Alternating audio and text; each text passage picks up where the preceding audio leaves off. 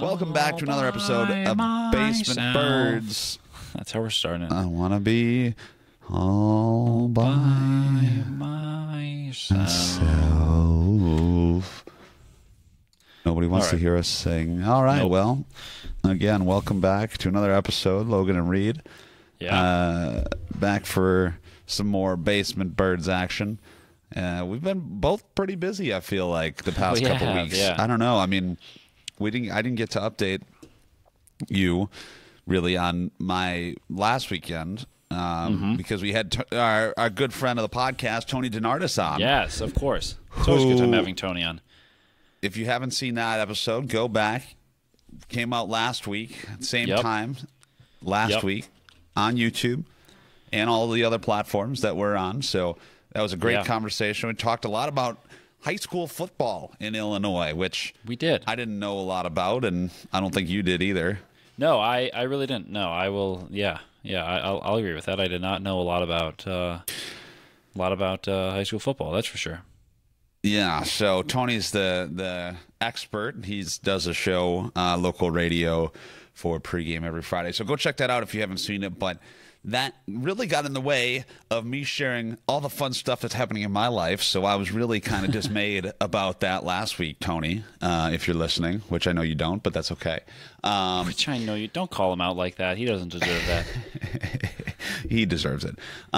So last weekend, I mean, this was first weekend in October. I had a couple new public address experiences. We'll call them, because I somehow walked into public address announcing, PA announcing the women's volleyball game at the school that I work at. That's exciting. Which was interesting. I don't know that much about volleyball, and I told them going into it, I said, hey, I can hold a microphone and I can say, point this team, and do some of that action. Which is what I did, and I think it went pretty well. I don't know. It was their first game of the season, so there was a lot of things being ironed out, but it was good vocal testing. I've never PA announced a little bit at the hockey games. I do the play-by-play broadcasting for the hockey games.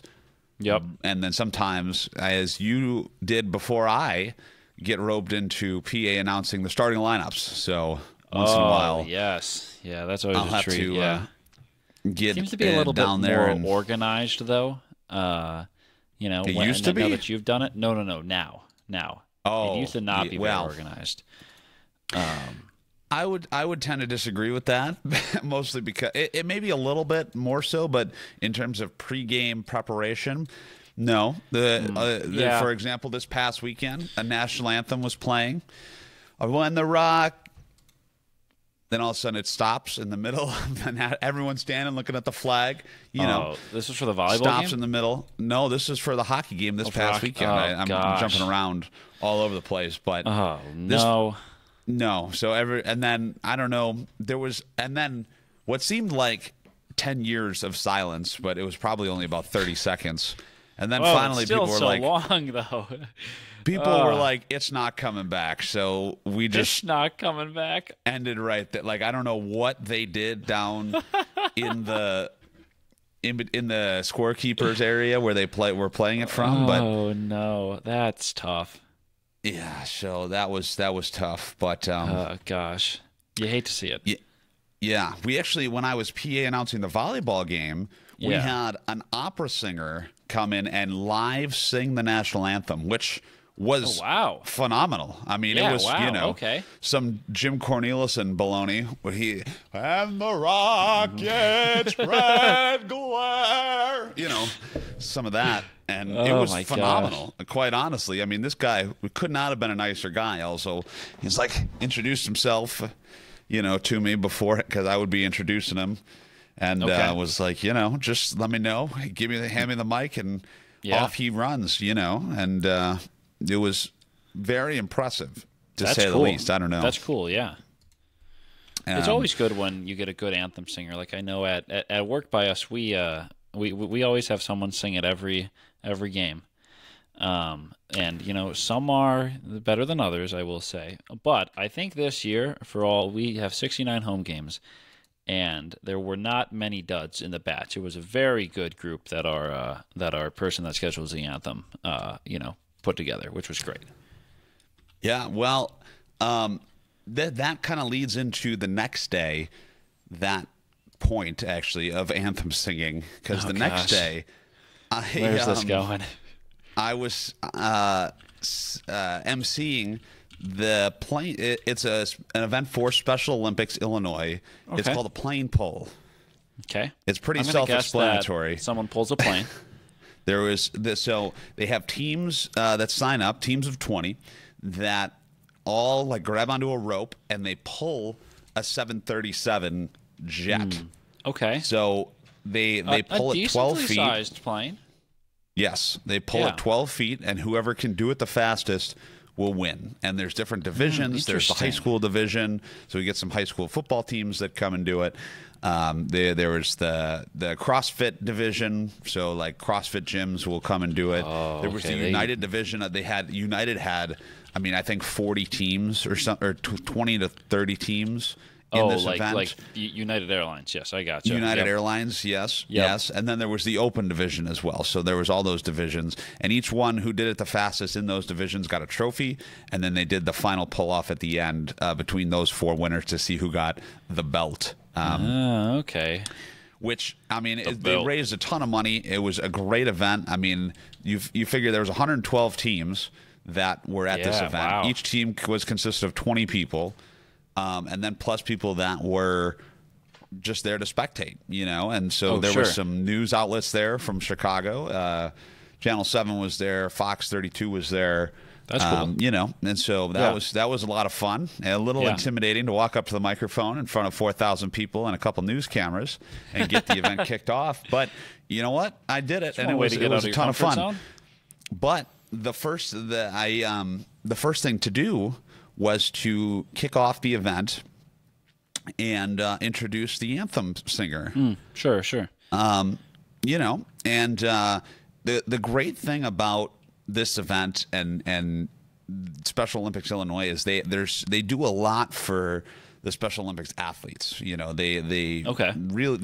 $250,000 just on this event alone to benefit. I couldn't tell you all the facts that they have, but they have so many athletes just in Illinois, and all this stuff benefits, Special Olympics athletes just in Illinois, which is great. That's cool. Yeah, absolutely. And so they had one of the Special Olympics athletes there to sing the national anthem, which was fantastic. First of all, it requires a lot of courage, for anyone to go up there and sing. Yep. And he did a really good job, which is really awesome. That's good. He I think was maybe a little nervous. I would be too. I can't blame him. Right. No, absolutely not. But there was at one point where he, has to hit the high note. Oh, say, can you see? Like that. You know how the song goes. Yeah. He hits the high note, and there was a little bit of a voice crack when he hit it. No big deal. It happens. It happens. Oh, yeah. He stops singing, says, "Ooh, there was a voice crack." Says that into the microphone in the middle of the national anthem, which was great. He was having a good time. He was loving every minute of it. So great. By no means is this a knock on him at all. But it was just a really kind of inspiring moment to see him up there singing like absolutely. that. That's and great. To acknowledge, hey, this happened, but we're going to keep on going. And I think keep on going. People were having a good time. They were laughing. They were only laughing because he was laughing. Sure. So he was laughing. And so he got through it, and probably was the highlight of the opening. Absolutely. Yeah. Well, I'm fully in the belief though that our anthem is an unnecessarily hard song to sing. This is true. Like the vocal range needed to sing the U.S. anthem is very broad for the majority of people, and especially especially coming from a hockey fan, you and I, we watch games, and if, our teams are playing a team in Canada, we get to hear both anthems. And you listen to the Canadian national anthem, and it's a relatively, consistent, like vocal range you need to be in, And you're like, okay, this seems like a pretty easy song to sing, isn't too tricky, And then you get to, the U.S. one, and we're going up and down and up and down. I'm like, oh my God, you wonder why you have so many, like viral anthem moments that you see, like I don't know if you saw what happened back at the MLB All-Star game back in July or August or whenever that was. I don't think I did. But that was like another like Fergie moment from the NBA All-Star game from a couple of years back, where these anthem singers are just, just trying to do too much with it or something.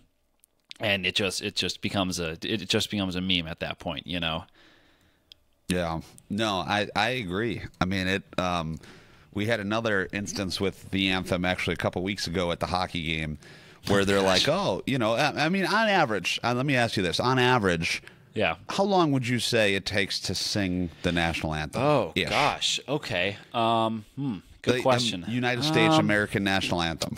Yeah. I don't even know, like a minute and a half, 2 minutes. Yes, right, that's right. Minute and a half, somewhere 2 around minutes. there. I would say right in there. Okay, I would agree. That's pretty average. I mean, if you want to look it up, I know that's what you're doing right now. I can see it in your eyes.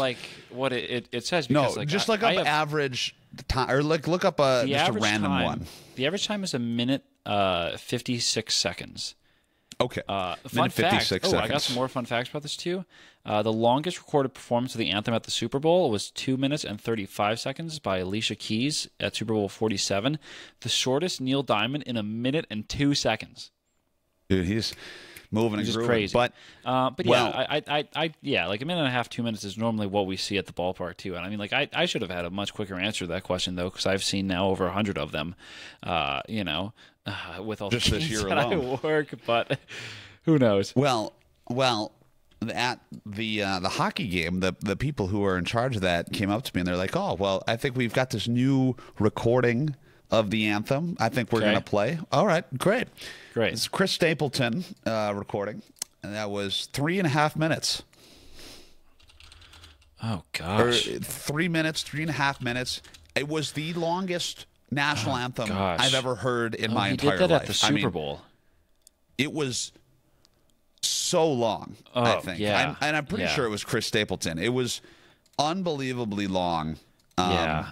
Well, that's like one of my biggest gripes with anthem performers is that there's a lot of people that try to put their own twist on it, There's enough twists already in the song. Okay. We've talked about that already. There's enough twists in there. Let's not add any more twists that could overly complicate this already slightly complicated to sing song, right? Are we both in agreement there? I feel like that's, is that too much to ask? Because everyone's trying to do their own thing. We had a similar thing time-wise that you mentioned, though, with every game in middle seven, we do God Bless America. And that transitions into Take Me Out to the Ballgame in the seventh inning stretch. And we will occasionally get, this is normally when we have groups that come in, like choirs and stuff, or bands and such. Some groups will decide to add another verse to it, because I didn't know that there were other verses to God Bless America. Okay. Like, I just thought it was the part that you pretty much hear at, when you hear it at a sporting event.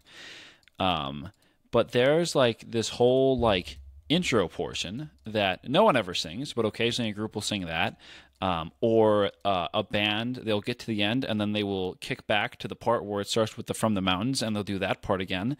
And it always throws my boss for a loop, because his job during God Bless America running the video board is to put the little lyrics on the bottom so people can see where they're at in the song if they want to sing along and stuff, okay?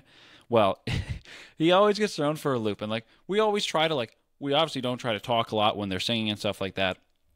But there will be times where, they'll hit that intro verse, or like they'll loop back to a different part of the song, and I can just hear him under his breath just moving the mouse around trying to figure out where the lyric graphic is. Be like, oh no, not this again, because that he's getting absolutely lost. I'm surprised you don't get what version they're gonna sing like beforehand. I feel like that warrants a conversation. Hey guys, where are you gonna start in this song? Well, I think I think you ask the average singer where they're going to start or what version they're going to sing of God Bless America, and they will give you a weird look because they, too, don't realize that there are other verses or different versions. You know? I've definitely heard from the mountains and all that stuff. Because yeah, like that's part of the regular verse, but they'll, like, repeat that portion, though. Like, they'll get to the end of the song, and then they'll kick back and do it again. You know? So I think there's 3 verses. Okay, let's okay on Wikipedia. Okay, normally, you know, if you can I share my screen? Let me get this working here. Yeah, and then I'd rather have you do a musical rendition of God Bless America. I cannot do that for you. Okay, so normally people sing this portion of the song, right? Okay. Oh my gosh, it's so tiny I can't read any of it. Stand by. Okay, normally people sing this portion of the song, right? Yes. Yeah, that's the regular part, okay? Sometimes they add this little intro verse, or they'll get to, like, this line, and you think they're done, and then they're like, whoop, we're going back up here from the mountain to the prayers. We're going to sing that part again, you know? So, like, I think, like, these 2 verses are, like, the standard part of God Bless America, you know? Yeah, that first and everything part. else is just extra that people like to add, you know? And it always throws us for a loop, and we get a good laugh about it every time. I feel like you're just making that up. You made up lyrics to God Bless America. Well, that's what it sounded like. Like the first time we heard that intro, we both look at each other and we're like, well, what is this part? You know, like we are very confused. Like, wait, hold on, we don't have these lyrics. Wait a second. Like, we don't have this lyrics, and we don't know when it actually starts. But, yeah, I mean, we just got to stick up with Jim Cornelison and the there you go. The Blackhawks. So I have a funny story about that too. This whole episode is now just based entirely around the national anthem. But so I had a hockey coach when I was a squirt, I think, and so that's eight under, what age is that? 8 and under, I think, somewhere around there. And he was a guy. He was French Canadian, so he spoke French, and he was a huge Canadians fan, you know. And so he gets to telling us this one time, I guess he somehow was at a party with Jim Cornelison. Jim Cornelison, for those of you who don't know, is the guy who sings the national anthem for the Chicago Blackhawks. He also does the Indy 500. I didn't know that. Okay. That's a fun fact. And once in a while do a couple Bears games, I think. He'll do Bears games too. Gotcha, at Soldier Field. So Jim Cornelison, and I mean this is before the Blackhawks he sings won back their home again in Indiana at the Indy 500. Okay. Well, either way, he's singing at the Indy 500. Yeah. He's a trained opera singer, very, very good, you know, knows what's up. But so he was at some party, I guess, and this guy that was my hockey coach was there. And somehow or another, they got to talking, and my hockey coach was like, well, you know, if you sing the national anthem for the group, I mean, this is in like somebody's backyard. It's not that many people, you know, it's maybe like 20, 30 people at this. It's a small gathering. It's a small party, you know. Sure. If you sing the national anthem for these people, I'll sing the Canadian national anthem in French. He did not sing the national anthem. You know why? Why? Because he charges to sing. I guess he charges to show up, and so that's like asking a doctor. Let me think of a better analogy. That's like you're at a party with a landscaper, and you're like, oh, I can solve a Rubik's cube, and I'll solve a Rubik's cube if you go trim my shrubs over there. Yeah. Okay. Gotcha. Yeah.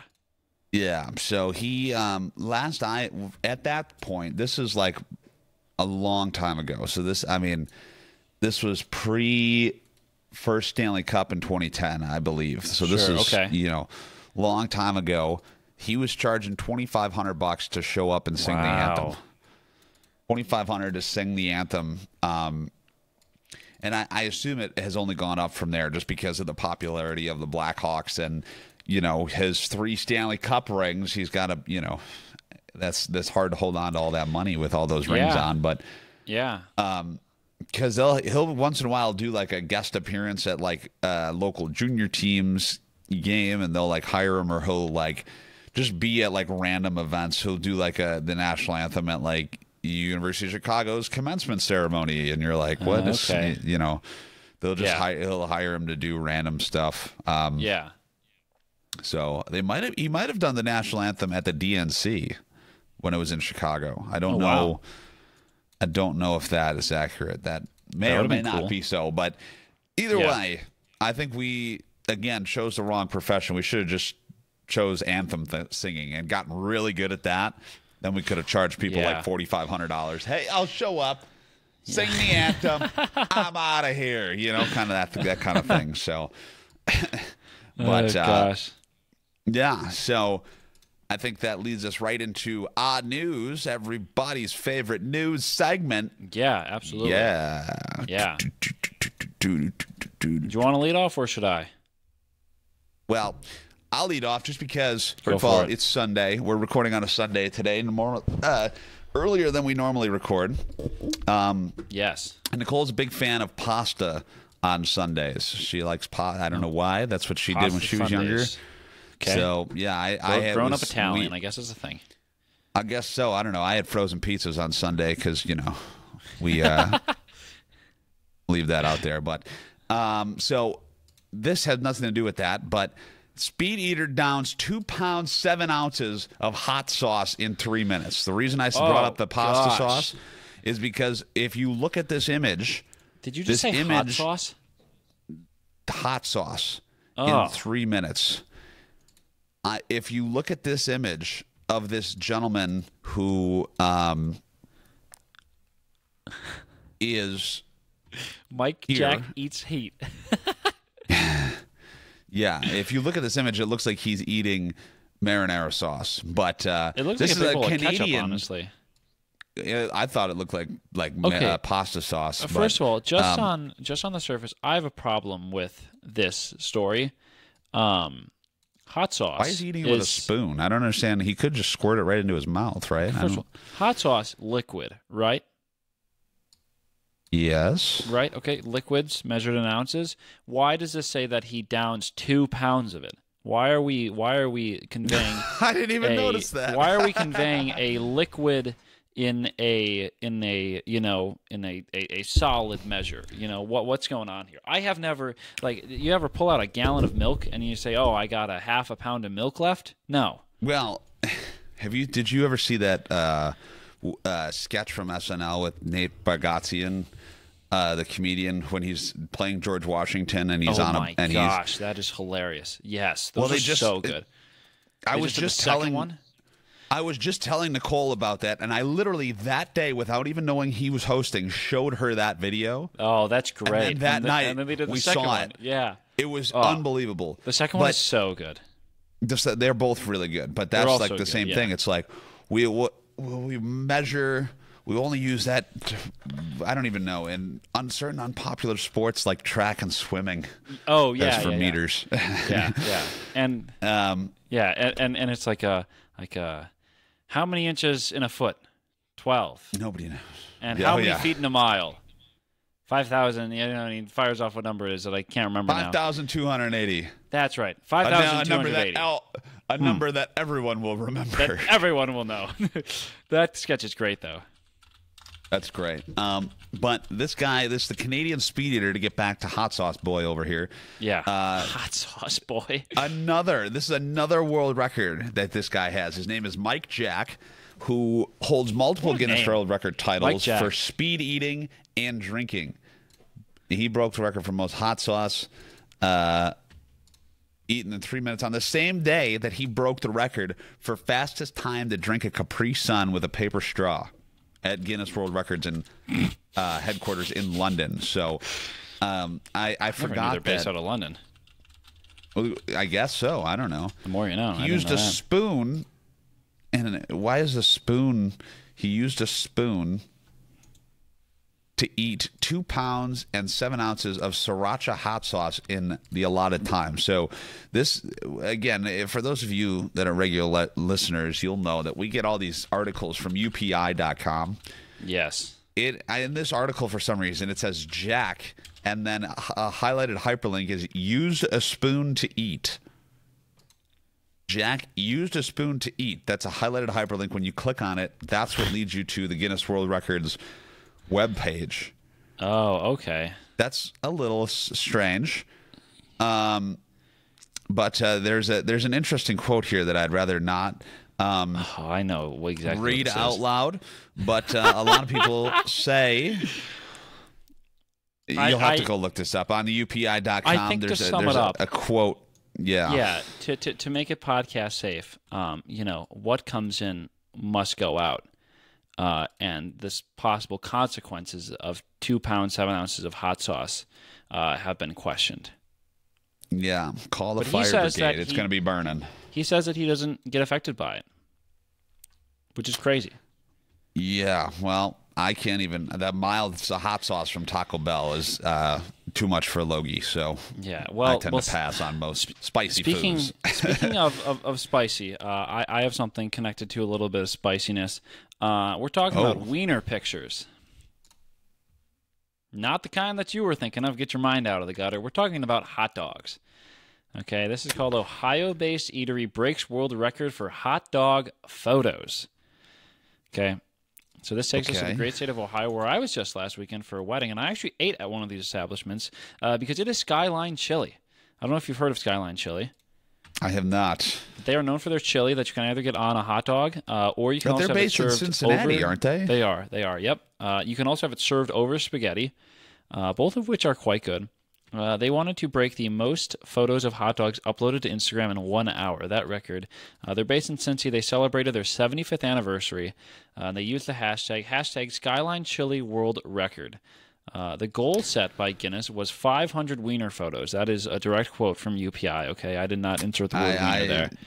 Okay. And that number was more than doubled during the 11:30 a.m. to 12:30 p.m. Wednesday window. The adjudicator confirmed that there were enough qualifying posts for the record, although the official number is still being calculated. And the best part is, too, the first 250 users to participate in the challenge were rewarded with $15 gift cards, which is great.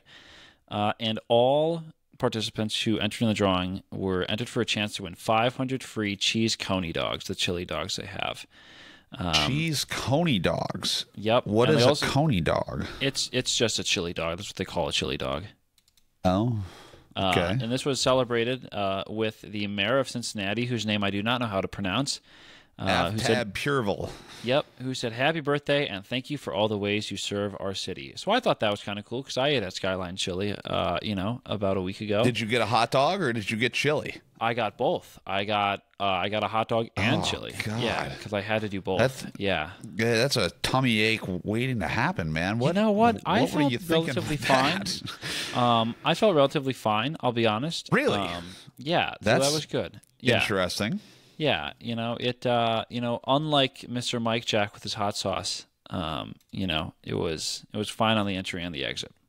Okay, we didn't need to know that, but oh boy. I figured you'd enjoy that one. No, incorrect. Yeah, that's a little too much overwhelming for my taste buds. So yeah, I don't know if I will be having a chili dog anytime soon. Chili dogs are so good, man. Come on. I'm not a big bean person. I will say, though, I like beans. Chili dogs. I once was golfing with someone who got a chili dog at the turn. Yeah. I would not do that. That's a disaster waiting to happen. That's a bold choice, Cotton. I don't know. Yeah. I mean, I put ketchup on there. And you really got to be careful. Yeah, I'm the most anti-Chicago person ever. What? No mustard, oh my gosh. No relish, none of that. Oh my gosh. Bologna. Yeah. Just ketchup, man. I tell you Jeez. what. Yeah, but and then sometimes you're crazy. For some reason, and this is another thing too. Yeah. I know we're getting a little off, not really, but so sometimes you go to an establishment, whether that's Taco Bell or McDonald's and you say, can I have some ketchup with that, or can I have some sauce with that? Right? You get some extra sauce in the bag, you know, for your nuggets or for your, you know, hot dogs or for whatever it is, your quesadillas, you know, all the things, your salads. I don't know what you got sauce on. Okay. Somehow or another, I end up with all these sauce packets in my car. I don't know where they come from. They just like kind of appear. You say their name and they appear. It's unbelievable. Boom. Yeah. I don't know where they come from. But then Tony all the time is walking by and he always has to comment on the sauce packets. And you know what? It really pushes my buttons because it's not my fault. I didn't give me that much sauce packets. And then I don't want to throw them away. No, I don't want to throw them away because what if I need some ketchup? That's true. It's the emergency supply. Yeah, I can't fault you on that one. Yeah. You have emergency napkins in the car. You've got the dental floss, and then next to the dental floss is the ketchup packets. I mean, this is exactly what you need. This feels like a tangent for another episode. Yeah, God, we could talk all about the interiors of cars. That could be a good episode. And it looks like a tornado went through the inside of my car. So that's a whole. Maybe we'll talk about it next week. You know, and you can find out if we talk about it next week when you find us on all of our social programs, Logan. Our social platforms, yes. Yeah, I don't know why I said programs there. I was hoping you would ignore that. This is why I introduce you to say the platforms. Yep. But we're at Basement Birds on pretty much everything, on Instagram, on TikTok, and YouTube. And Spotify. YouTube. That's where you can find full episodes on YouTube and Spotify, and hopefully soon. Yeah. Ooh, that's cheering, not the clapping. I don't want that one. I wanted... There it is. That's ear piercing, by the way. That like... that is that blows people's ears out every time. Great. Well, tune in next week to see if Logan cleans up his car. Yeah, that could be fun. And maybe we get a live view of Reid's car. My car's pretty clean. Could be. My car's pretty clean. I find that hard to believe. I've ridden it. Actually, I have never ridden in your car. You've never ridden in my car. No. I've never seen you drive. I'm not even sure you have a driver's license, to be completely honest with you. You know, with the way I drive, I don't know if I should. No, just kidding. All righty. Well, we'll catch you all in the next one. Thanks for hanging with us. See ya.